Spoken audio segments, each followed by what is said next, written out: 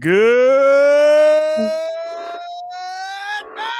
morning, Wrestling Inc. Welcome back to the Wrestling Inc. Daily. It is me, your managing editor of WrestlingInc.com, joined here as I am every Friday to have some fun on this very floral, fun Friday, festive 4th of July special edition of the Daily. Christy Olson. Christy, welcome back to the Daily. Woohoo! Thank you so much, Nick, and happy Friday to you and all of our friends out there. I am wearing a shirt just not floral, but just want to make that clear to everybody who may be tuned in live on YouTube. Yeah, that it looks like maybe you're not wearing a shirt right now because you've got like skinny straps on the shirt, right?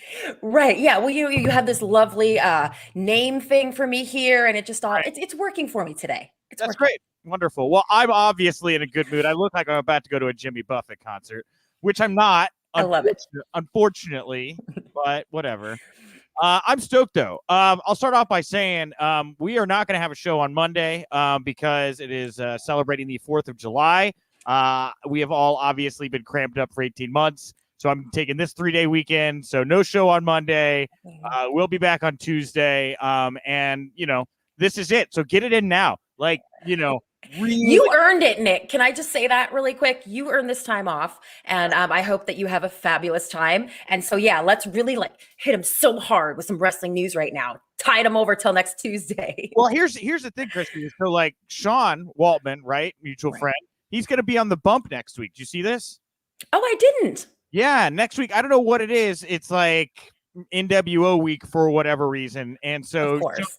Right. Yeah, because why not? And we're getting on the anniversary, right? Like Bash at the Beach and all the stuff. Yeah. I'm guessing Sean didn't know why either. He's like, I don't know. It's just NWO week. And I was like, all right, cool, whatever. No problem. So anyway, Sean's got to go be live in Stamford on Wednesday, and he's got to travel Tuesday, Thursday. So we had to do everything this week for 2 weeks worth of show. So it's been a really, really, really busy week, which is fine because now I have this 3-day weekend. And on the other side of it, it's I'm going to have even more time to work and source interviews and do other things for the show. And I'm just feeling really, really good right now, Christy. What about taking that time to have a little summer break, Nick?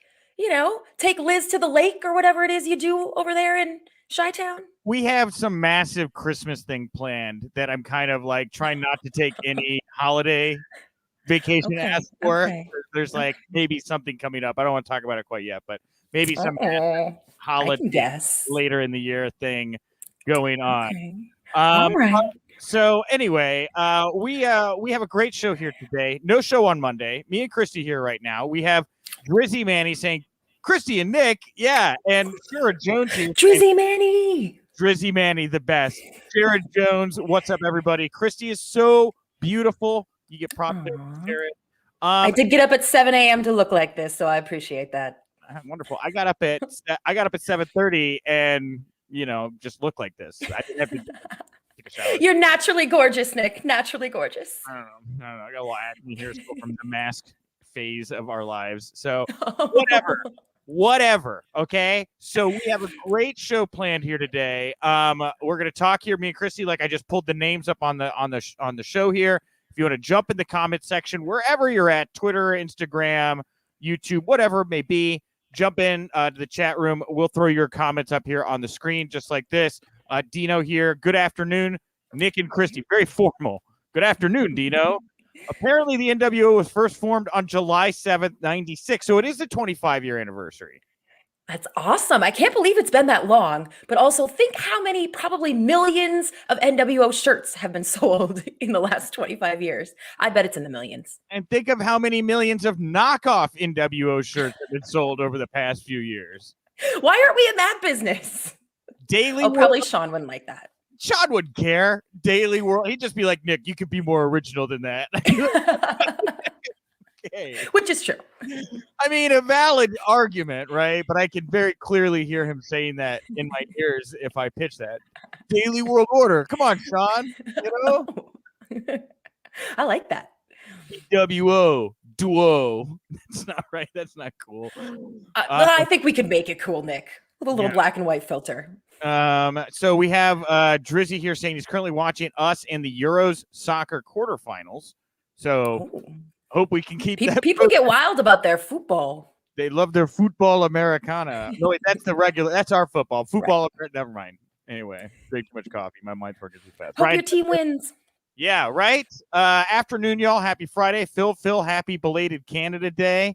Hope you guys have a good 4th of July. Yeah, everybody just any excuse to have a party. Just go have a party.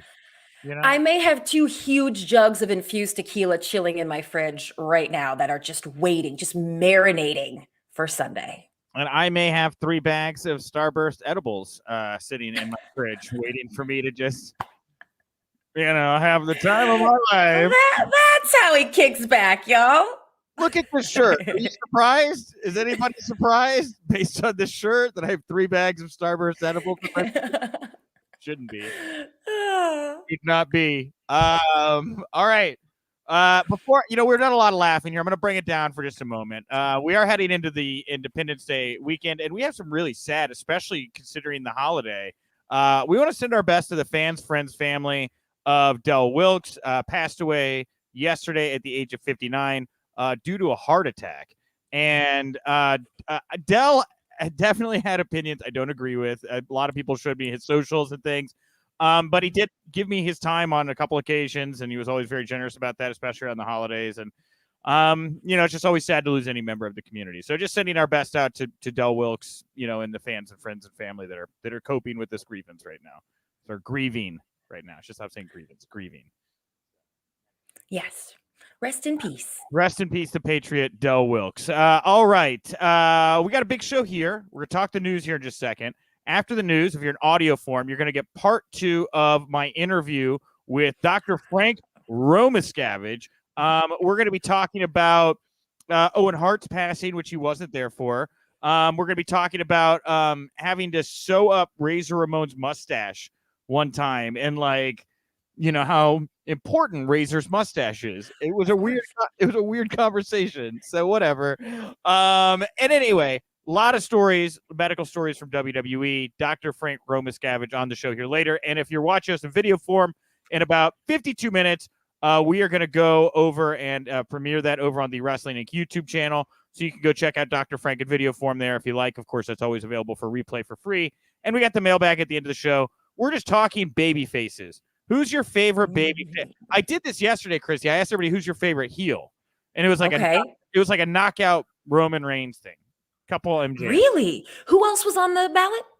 I put MJF and Bailey, and MJF took like a third of the votes. Roman did like 60. Bailey got like 8%, and then it was like a couple of write-ins. It is. Wow. I'm shocked that MJF didn't take that one. Really? Well, yeah. Just because, not because I think that he should, but because I feel like everybody else gives him a ton of credit all the time. Look, Roman Reigns is untouchable. Like, this guy is such a great heel. I mean, once in a lifetime kind of heel. And I think people feel that in this moment, right? Well, and is it just too that everyone wanted it so bad for so long and we finally got it? It's working out so well that all wrestling fans feel like, we told you so. Why didn't you do it sooner, Vince? Yeah. It's like a win for all of us.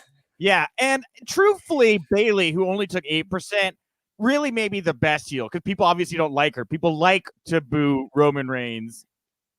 I'm not going down. Touche, Nick. I'm not going down this rabbit hole. So, and Ethan Page, and by the way, Ryan W. here saying Ethan Page has the potential to be number 1 heel. Dude, that guy. I mean, look at this shirt. You think I'm definitely an Ethan Page fan, right? We dress the same. I was impressed by his promo on Wednesday night. Oh, Ethan. Okay.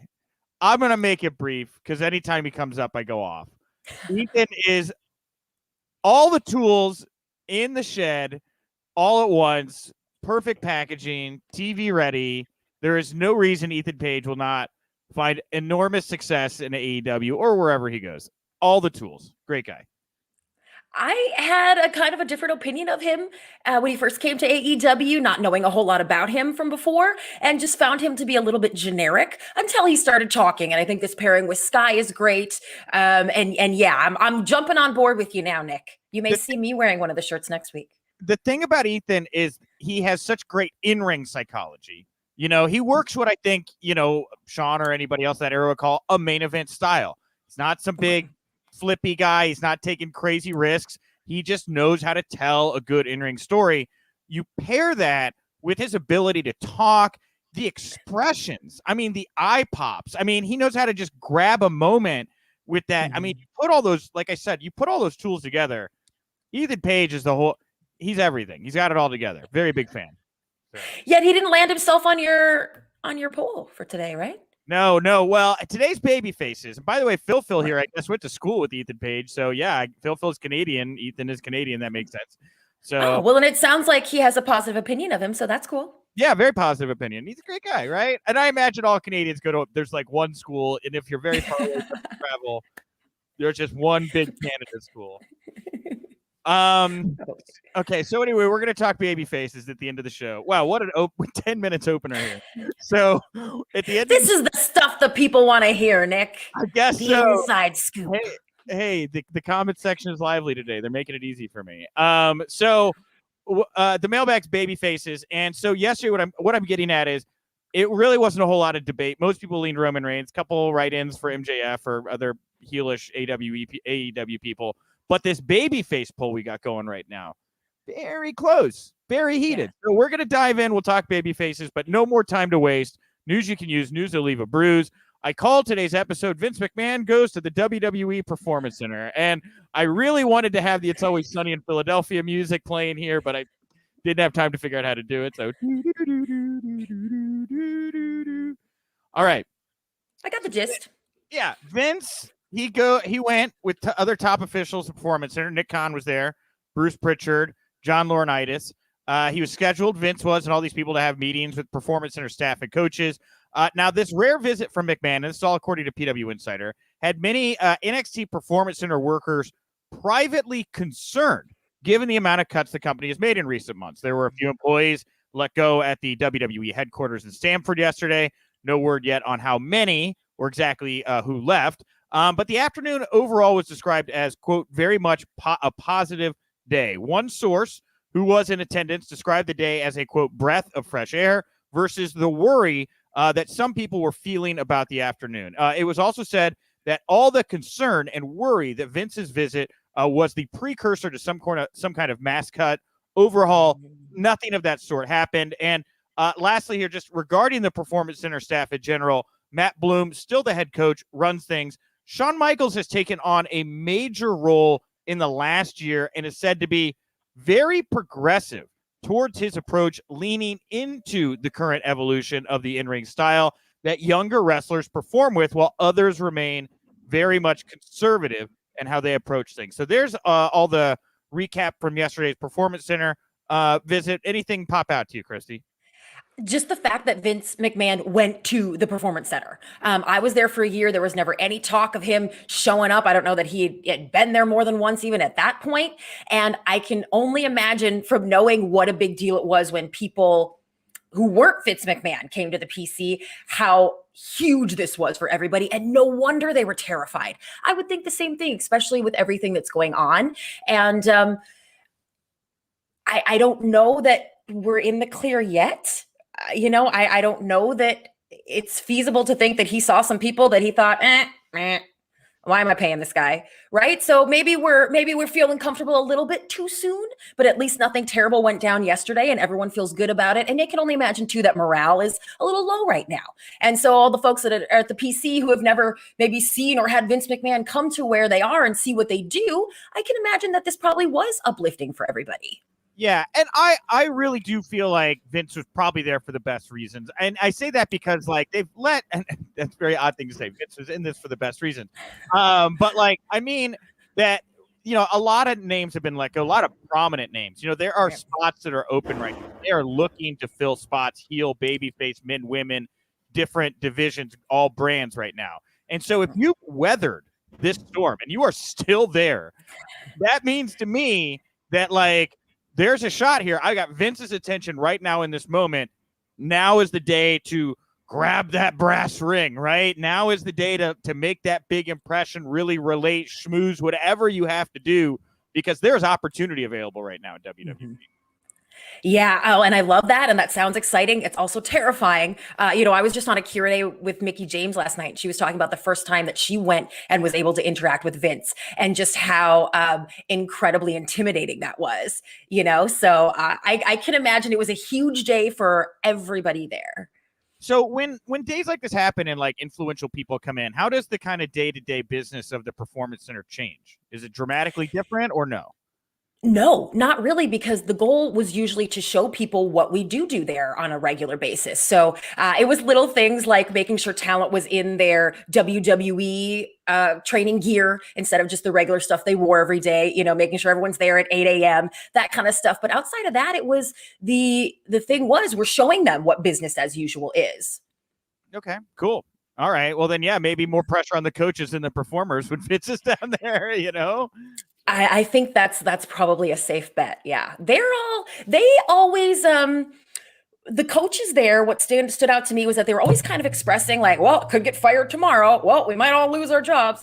And I just thought it was because a lot of them are very old school. They're from the 90s when they wrestle, your Terry Taylors, your Norman Smileys, your Brooksides, like they're just from the era where people got fired a lot. We're kind of back in that era now, and that was just always overwhelming to me to think that like that was their kind of mindset was, oh, I could be fired anytime. Oh, Vince is coming. We're probably all getting fired. I imagine that is what the coaches were thinking. Also, lastly here, I definitely want to point out this this item here about Shawn Michaels leaning into like the modern evolution. Like Shawn Michaels, every time I talk to talent anymore that have been down there in the last couple of years, he just sounds like cool Uncle Shawn, right? Like Shawn's not going to get you fired. Shawn's not going to go talking, unnecessary crap or politic. Shawn just like wants to be your buddy. Shawn just wants to like give you good advice. Shawn kind of wants to learn from you what the kids are doing right now, because like I think Shawn very much likes to think of himself as one of those young cool kids that was trying things that other people of an older generation didn't want him to do. Great example, like we had the Bollywood Boys on yesterday, and I think half the conversation on Waltman's podcast was about how they loved going over to Shawn Michaels, like getting his advice, like taking that and tweaking. MSK, same thing. I mean, it just goes on and on and on, the amount of people I've heard, and just what a fun, cool time I gotta feel like it is for Shawn Michaels to be in that space. He seems really happy in his element. Yeah, from what I saw, I was there when he first started there. He was excited to kind of get into the mix. And there's a lot of guys now who are doing incredibly well that he helped out. There was this finishing class that he first took over kind of from NXT guys that were going up to the main roster. Your Gargano and Ciampas, Right. there were FTR then, those guys. And I think they kind of look at it as they've all worked together, Shawn and all of them, to make them all great. You know what I mean? I got to actually sit in on this is really cool. I'm not bragging, guys, but got to sit in on some skull sessions where he would break down those guys' matches with them. And I mean, incredible. What an incredible opportunity for the talent there to work with him. And especially if he's coming from that kind of stance where it's like, hey, what do you want to do? Let's work together. That's very different from the Matt Bloom, I rule the PC kind of a feel that is there when Matt is being the coach. So a little bit more New Japan Dojo when Matt Bloom is around. I get a little bit more stricter vibe when Matt is there. Okay. Yes, that's a great way of putting it. All right. Even more reason to keep calling him Cool Uncle Shawn, right? I mean, so with the Skull Sessions, I think that's really cool. So like a lot of fans that are listening right now may not know that. So Skull Sessions are when you go and you watch tape and break down tape of other people's matches, or in this case, your own matches with the coach, right? Your own, yeah. We were on the road all weekend long, and then Monday, Tuesday, Wednesday, they would get small groups of the talent together, and with one of the coaches, and all sit in a conference room and watch their matches on the big screen and break down every minute. The wrestlers could talk to each other about what they thought about their matches and to the coaches as well. And it was really always a positive. It wasn't I've never watched tape as an athlete. I've never done that, but it wasn't a negative, see what you did wrong kind of a thing. It was a, how do we all grow together and do even better than we did last weekend kind of a thing. And it was always really cool. That's how I learned anything that I understand about ring psychology and how storytelling and how a match should go. Hey, when you debut in that Women of Honor division, Chris, it's all going to pay off. I do have a pretty mean kick, yo. Okay. Well, we have here from Eric Clark. Sean is the best. That's why. We also have from Samantha. Sean has been there, done that. Wants the best for you. So yeah, I think that's the difference between him and one of the other coaches there. Yeah, and by the Security. way, Charles Alfred here has asked who the head of talent relationships for both companies. It's John Laurinaitis for WWE, and to the best of my knowledge, Christopher Daniels in AEW. So you can let it go, Charles. There's who's in charge of those things. And they're looking for someone to work in the talent department right now. Isn't that right? Yeah. I don't know. So get your resumes in, folks. I try to consume as much as I can. I don't consume literally every little detail most days. I get it all together eventually. So while we're talking PC here, a new group of recruits from Asia has reported the performance in Orlando to begin training. WWE announced that Fei Ching Wang, Sean Tan, and Ji Yin are now signed. Wang, trained by former PC coach Hartley Jackson and MMA fighter Alexander Otsuka. The Chinese recruit stands 6'2", weighs 242. First of all, I'm going to start with him. Fei Ching Wang. Did you see photos of these three? Did you read anything about these three or no? I read the stories. I haven't seen any pictures. Man, this Fei Ching Wang guy, 6'2", 242. I don't know what it is, but his gaze. Like, he has this gaze where I'm like, I would not mess with this man. This man is terrifying. So right out of the gate of the three, he grabbed my attention. But yeah, we have also here Yin, who is from China, has a background in CrossFit, plays second in CrossFit China, competing in the Asia CrossFit. She's a champion indoor rower. And Tan. Okay, she looks terrifying to me. Holy crap. Okay, yeah, she's all. But I mean, that Wang guy, right? Like, he's shooting lasers with his eye there on the end. He definitely is. That's a pose. That's a power pose. That is a man who has had to take photos where it's like, look scary. Like, that is a scary. I would not mess with that man. And then lastly, Tan here, he wrestled as Trexus, which is a great name. He's 25 from Singapore, former Singapore Pro Wrestling Southeast Asia champion. Sounds to be the only one of the three that really has time in ring on the indies. Like, I don't really know too much about Wang. I know he was trained, but it doesn't say he wrestled. So anyway, 3 new recruits in from Asia, and we'll see how they do. You know? Yeah, that's exciting. Wasn't there talk of building a performance center somewhere, I think in China or something for a while? I know when I was down there, that's where they were looking to expand. That was a long time ago. If they had not been hit with the pandemic, I really wonder how. Oh, right. Because, again, Bollywood Boys reference, they were like, yeah, they were talking about it in NXT India. Yes, that too. You know, in NXT India, Japan, China, Mexico, Australia. I would think they'd even probably want to do Germany with the Walter tie-in. I mean, they have NXT UK. But, I mean, franchise this. Like, that's the thing. Yes. Is WWE's going to get into the franchise business. I mean, not like they're going to be having people buy franchises, but they're going to be creating McDonald's all over the world with these developmental, territories. Right. Well, they kind of tested it already, what they did with Progress and, Evolve. And I think you're thinking that kind of way, right? Yeah. More of that. Phil here. I have no idea if there's truth to this, but I heard Germany with Alex Wright running it. And yeah. I believe it. Yeah. That'd be great. Who better? Love Alex Wright. And lastly, while we're talking NXT UK, a teaser vignette aired last Thursday on NXT revealed that Blair Davenport's on her way. The video showed a woman signing her contract. And yesterday's NXT UK show revealed that it is B. Priestley, who is actually Blair Davenport. Another big get for the NXT UK women's division. Huge get. Big fan of B. Priestley. Yeah, she was in one of the Mae Young Classics. Is that correct?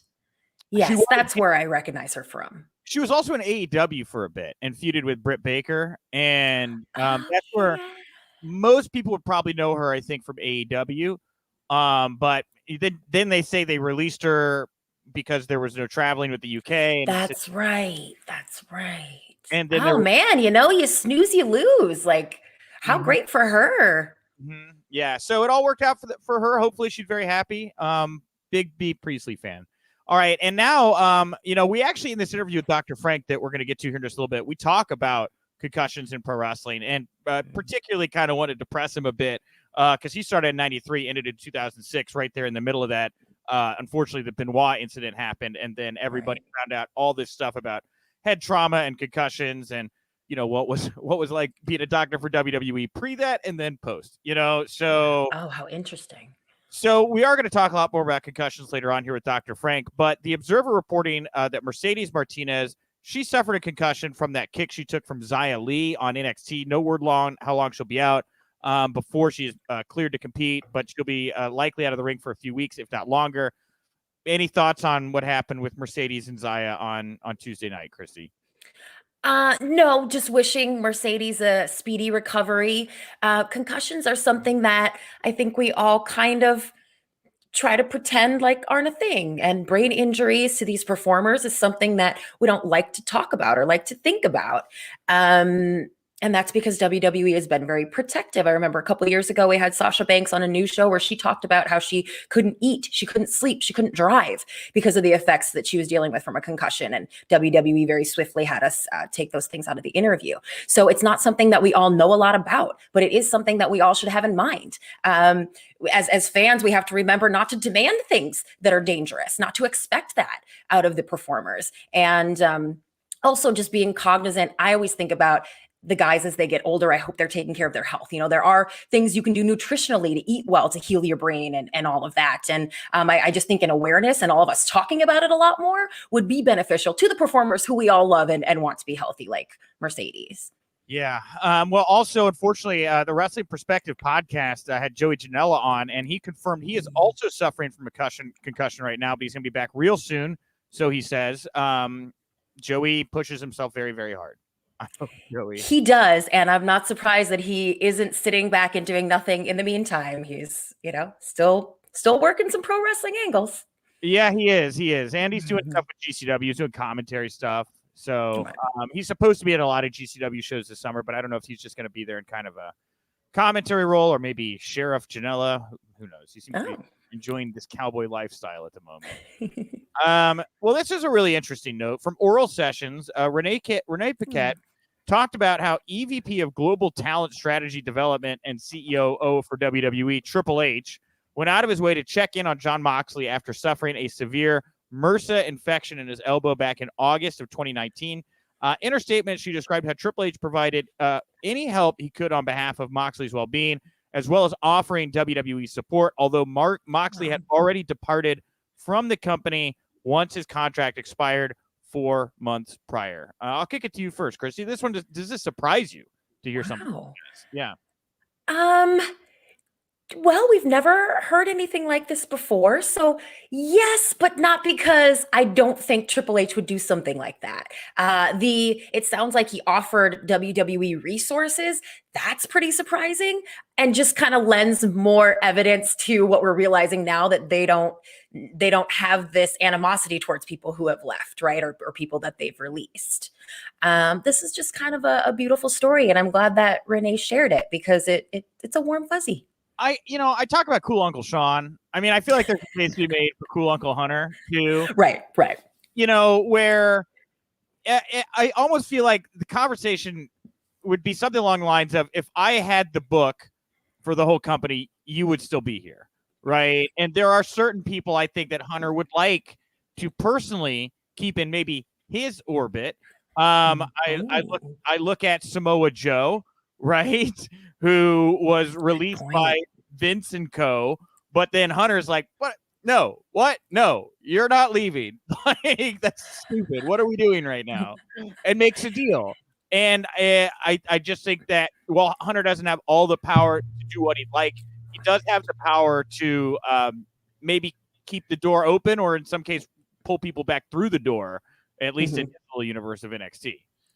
And you think he's gotten to the point now, it does seem, where he's not afraid to say, hey, no, wait, I am going to be running this company someday, and I do like you. And, like nobody has any qualms about kind of being upfront about that anymore. It's like, well, Triple H wants you back at NXT. Well, then great, because I don't know that Hunter, that's where we're going with all this. I don't know that Hunter goes so far as to say or believe. I don't know what the hierarchy is of who's going to take over WWE. Like, part of me thinks Nick Khan is probably in a better position to actually take over the company at the moment than Hunter, because ultimately at the top, the person making decisions, you want them to be business, financially minded. And Nick Khan is ruthless, savage, shark-like, killing machine, businessman. I think that Vince would probably put decision-making overall in a hand like that and say, Hunter, you can figure out, Nick will tell you if your creative ideas are profitable or not. Well, not whether or not they are artistically satisfying, but whether or not they are profitable or not. I do think that it is very interesting that Hunter and his NXT universe have expanded into kind of a like its own island, its own entity, free of the and I think that I know that a lot of people there, and I would imagine it's pretty common amongst the talent as well, know there is a divide between Hunter and Vince. Not to say they don't like each other, right? Or whatever, they are family, but there is a divide between these two men on the way, the vision of doing pro wrestling. And Vince, maybe for the betterment of his own family or whatever it may be, not wanting to create a huge schism with his son-in-law, decided it would just be easier to give Hunter a budget, resources, and a place to go play that is obviously totally outside of what Vince wants to do. And these two things coexist. That's why there's no bridge from NXT talent to the main roster. And I would definitely say it's in the last 2 years it has become a further and further disconnect between what Vince is doing and what Hunter is doing. Wow. As dire as that is, now that you've pointed out, I absolutely see what you're saying. And that would explain a lot of, like you say, the roadblocks that NXT talent gets when they go to Raw or SmackDown and a lot of things. Aw. Yeah, it is. That's kind of sad. It's kind of sad. Like, oh, Paul Levesque, go do your thing, whatever. Nobody cares. It's like, well, but like that's the thing. Yesterday we had Paul on yesterday, and Paul was talking about how it was very much like how Vince treated the territories. You know, he would go into a territory, take their top guy, and put him in a janitor's outfit. You know, like this guy was drawing money down in Memphis doing one thing, but he's going to go to Vince. He's going to make more money, but he's going to be doing something completely different.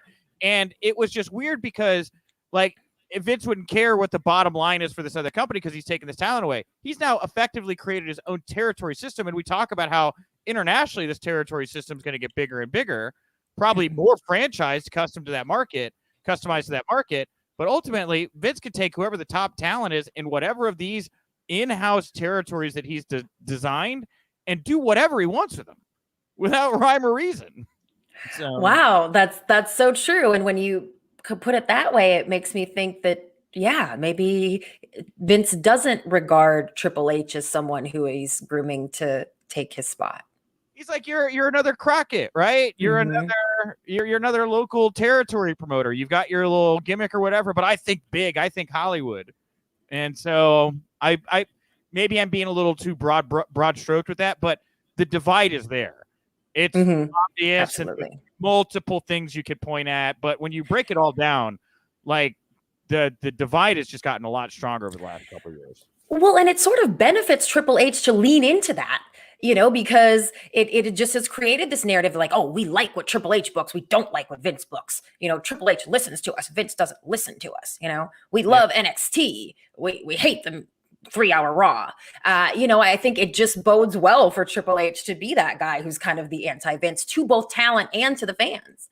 And like, it's not going to happen anytime soon. And a complete hypothetical, but for whatever reason, Bottom drops out of AEW, right? And Moxley's free. I think that this kind of, back to the beginning here, olive branch to Renee and John were concerned about the MRSA. You can make the case, look at Joe, look at Drake. You don't need to come back and work for Vince. You're not going to make Vince money, but you already did that for 6 years. You're going to make NXT money, better than top NXT money here, but you're going to work for me. You're not going to work for Vince. And those discussions are just, I mean, it's very weird. It is, but you know what? I love that idea because that there's all these people that we think would never go back to WWE, that we'll never see there again. And that kind of proves that there might be a way where we would see a Dean Ambrose back on WWE. I think it felt weird to even say that name out loud. I think Moxley. I think Moxley would come to NXT. I think if we're going to do it, I don't think he's going. I would be very surprised. Maybe on like a Raw 50th, reunion or whatever. Yeah. Well, that'll be fun. A little later in their career, get the band back together for one night or something like that, NWO style. Yeah, I know Roman just said he's not interested in a Shield reunion, but I think by then he might be. Look, I mean, look, the NWO now, like Shawn's in it, like Shawn Michaels is in it. They bring out Nash, Hall, like Hunter's in it, like whatever, Hall and Nash or You see that as being like where the Shield is going someday? Yeah, totally. Yes, 100%. We will be celebrating their 25th anniversary. Kurt in Angle, about 20 years. Hunter was in the Shield for a little bit. Everybody, old men walking around in their flak jackets. WrestleNomics. A pair of good AEW news items here before we get to Dr. Frank and then the mailbag.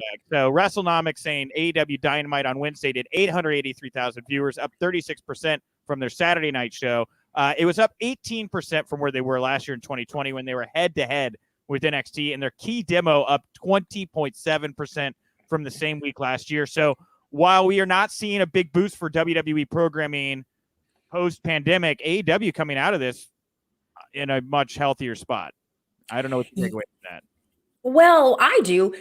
In the scheduling issues that they've been dealing with the last several weeks, being on Friday, being on Saturday, it seemed like people kind of didn't come for it at first, and then they built up a little bit of an audience on Saturday over 2 nights. And then we wondered, would people come back to Wednesdays? And this is proving that, yes, people are coming back to Wednesdays. They were very smart to not come back with the big Wednesday show. They saved that for next week. We're back on the road to Miami. They really capped off their time at Daly's Place this Wednesday. So it felt like a good welcome back to Wednesday, but make sure you come back next week kind of a thing. And I think they will continue to grow. Next week, we'll be saying that we'll be having the same conversation about how they're doing even better.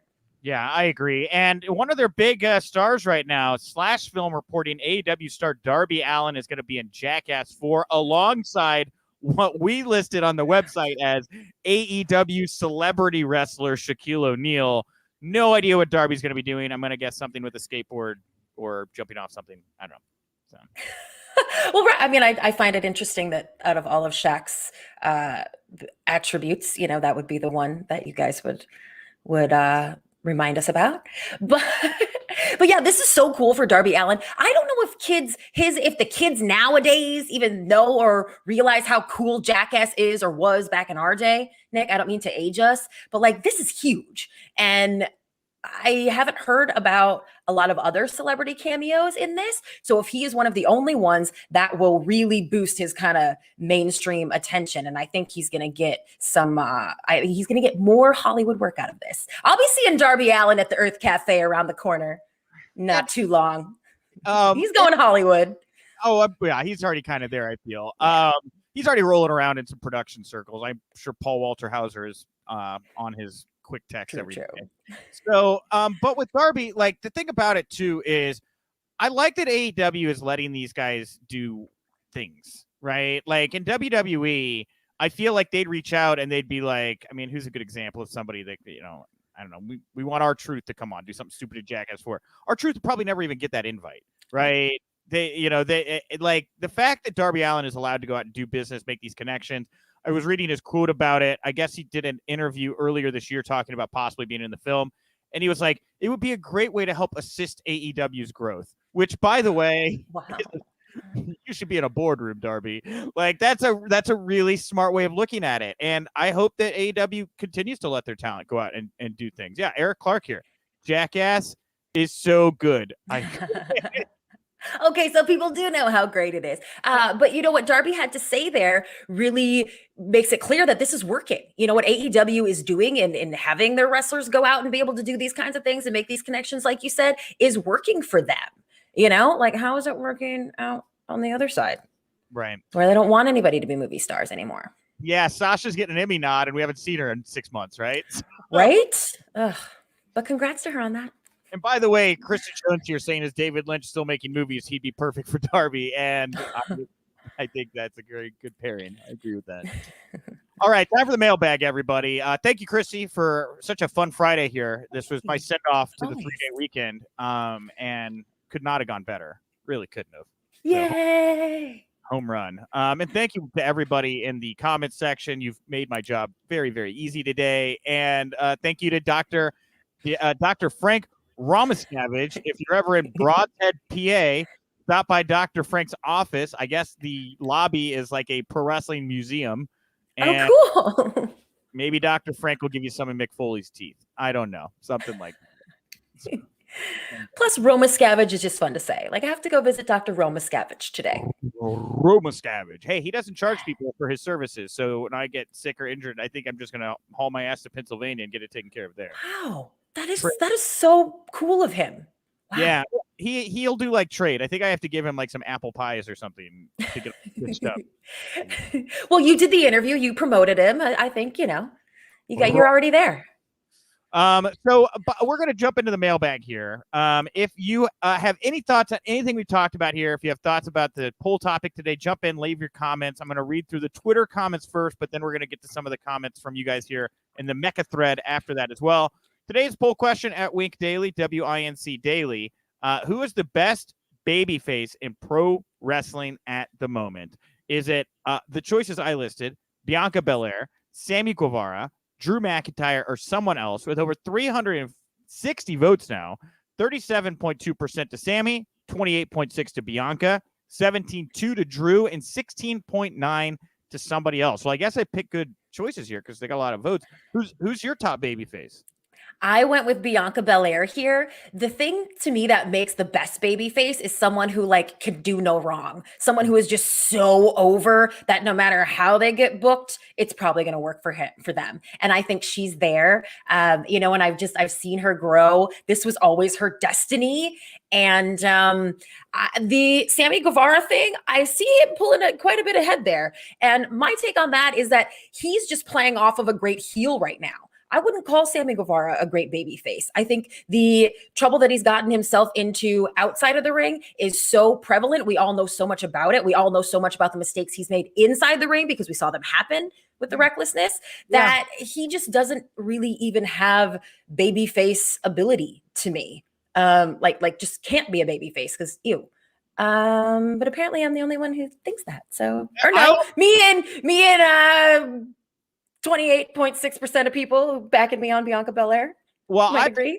I actually picked Bianca too for the reasons you listed, just because like when I think of people that I just want to cheer for, and I go back to the Hell in a Cell match she had with Bayley, and it was put together on like the absolute last minute, like 48 hours notice or something like that. And they went out and had a banger, and they had a better ending to that match where she did the open ladder spot and put Bayley through it. That just was like, you were just like, right? Then you get, the main event where Lashley's a roll it up Drew McIntyre. You're like, wah, wah, right? And the wind, and I think the wind is, they kind of, been sucking the wind out of Drew's sails here for a little bit. Maybe because they've got something planned for him here, but whatever. But Bianca, man, all cylinders, completely agree. When Sasha comes back and confronts her, I would imagine on the July 16th show, it's going to be really, really strong. It's going to be great. It is going to be great. Yeah, I'm excited too. Yeah. All right. So let's read some feedback here. At 6rings9880, Old Spice guy by a mile of deodorant. So good one. We have here from Mike Marquette. Honestly, the same two names keep coming up, and it's the same names I came up with. Hangman Page and Jungle Boy. WWE has Drew and basically nobody else over as a babyface. I think we both agree Bianca very much over as a babyface. Yeah. We have here from at Earl Barnett, Karrion Kross, who's a heel, I think. No, he's a babyface. Gargano's the heel. Well, right, but with Karrion Kross, doesn't he have that kind of Steve Austin potential of like the heel that you love, like the lovable heel? There's something about Kross right now that's just missing.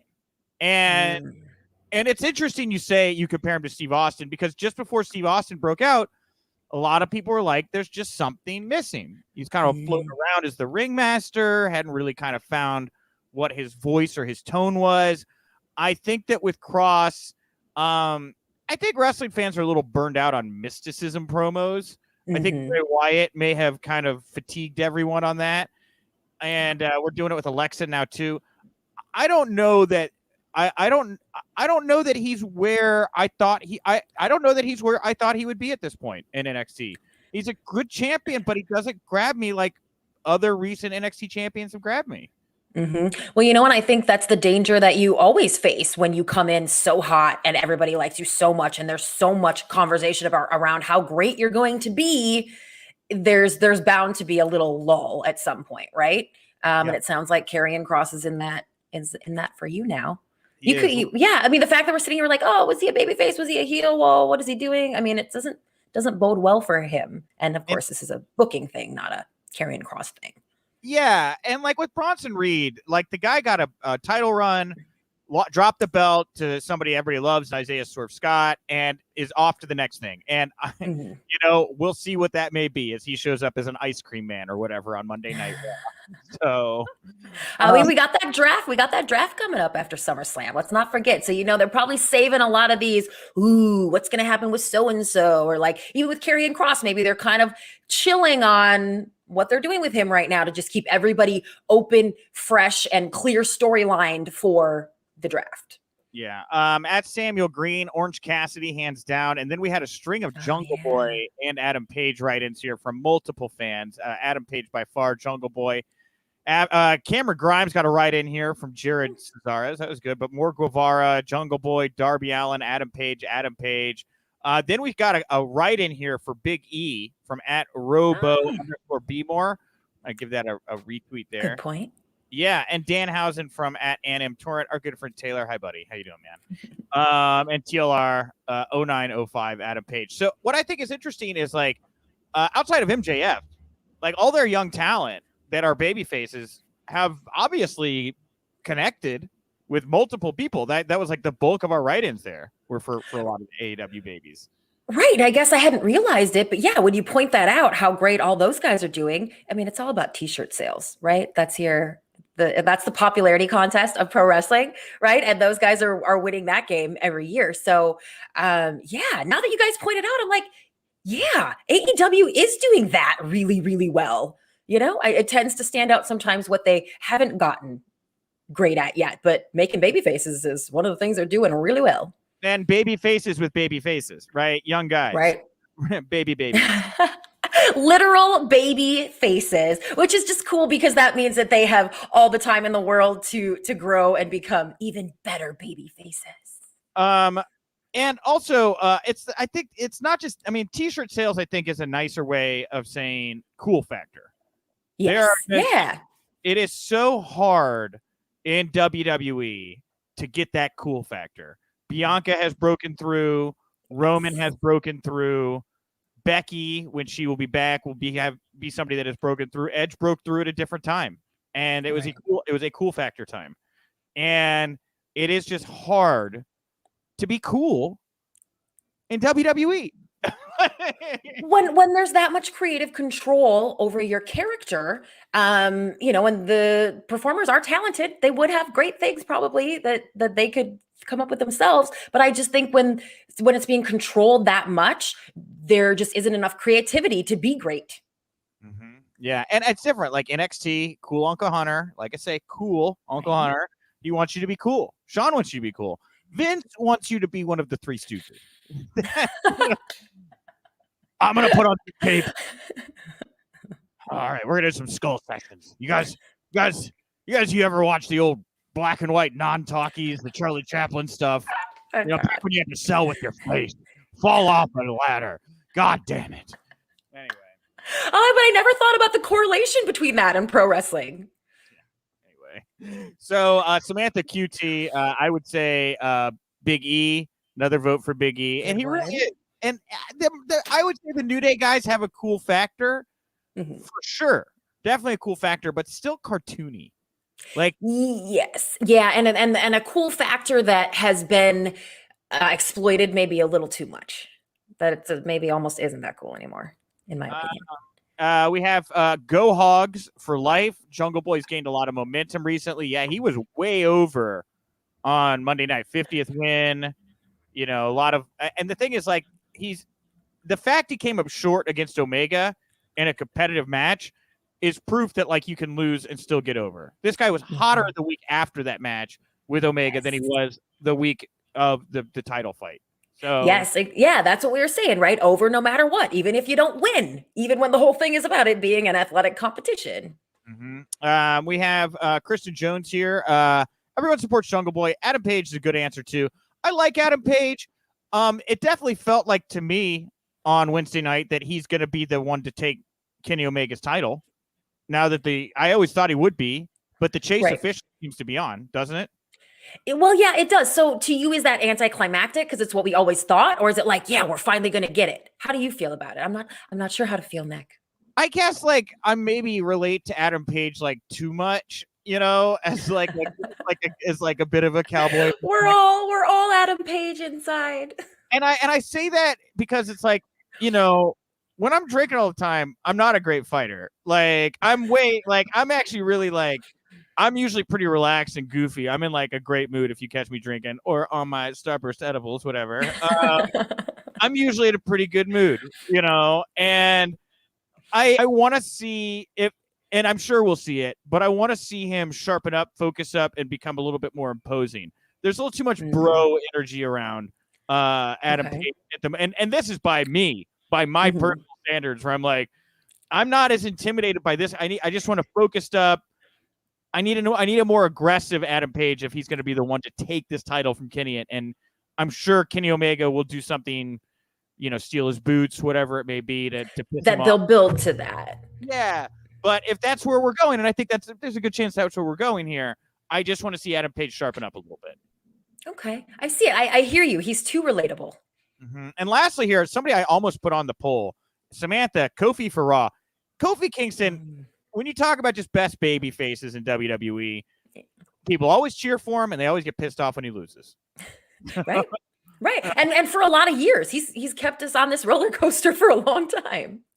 Yep. So anyway, that is it for today. End of the week. Get ready for your 3-day weekend, everybody. We'll be back on the other side. Again, no show on Monday. Go do something with your life that is not this. But come back Tuesday. Something fun that makes you feel good. Yeah, something fireworks, go whitewater rafting, fun, zipline, fun. Yes. Fun. Oh, that's at the top of my list, Nick. Ziplining? Yes. I've never done it. I really want, I think and probably the opportunity that I'll get is like in Vegas or somewhere lame that's not in nature, but I'm going to do it. Oh, no, go. You and your husband, you guys live out in, a open area. I'm sure there's ziplining courses that are not far from you. Well, I guess I never Googled it because I always think about doing it because I want to go somewhere far, far away, tropical, and zip line through the rainforest. Okay. Well, I love ziplining. I'm an Eagle Scout. I'm a child of high adventure courses or whatever you want to call them. So go zipline. Okay. I bought Liz a skydiving session a couple years ago for her birthday. I will not be doing that. She's going to do that. Yeah, she's going to skydive. Yeah. That's awesome. But you're not going to go? Hell. Oh, wait. Does this have to do with the holiday trip that's coming up? And are you going to be on the ground with a ring and she's going to come and it's like a whole thing? No, that's not the plan. But okay. That's interesting. Right? No, I just bought it to her because I wanted to go skydiving. So now she's going to go skydiving. I will be on the ground. I don't know about with a ring. But I'll be on the ground with a cocktail for sure, welcoming her as she lands from. I'm not going to skydive. I hate heights. I hate heights. I was way more cool about it when I was younger, but as I've gotten older, my vertigo kicks in. I get anxiety. I hate heights. Oh, I love it. I remember I just told you I was on the rooftop tour of New York City. I can't get enough of it. Way up high. I'll do it. And Kristen Jones says, okay, now I want a zip line. Let's do it, Kristen. Where's my zip line sponsorship? Yes. All right. So no show on Monday. No show Monday. On Tuesday when we come back, I'm recording 2 big interviews this afternoon. We also have 2 other big interviews that are in the can, or I believe are in the can right now. So I have a variety to choose from. I'm just going to say huge mystery guest for Tuesday. I have a feeling I know who it is, but since I haven't recorded it yet, I don't want to announce it and jinx myself, but really big guest for Tuesday is what I'm going to say.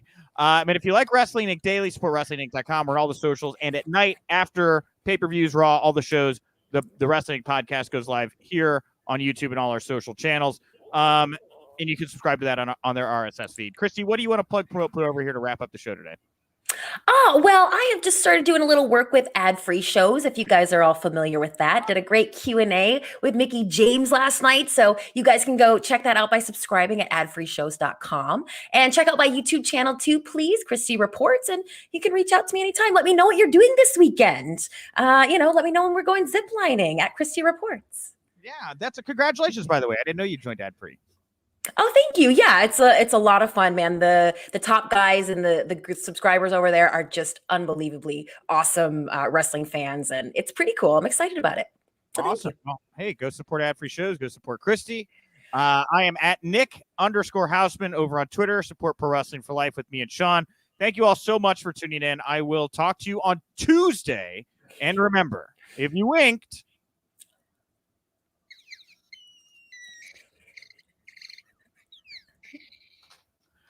you didn't miss it. Bye.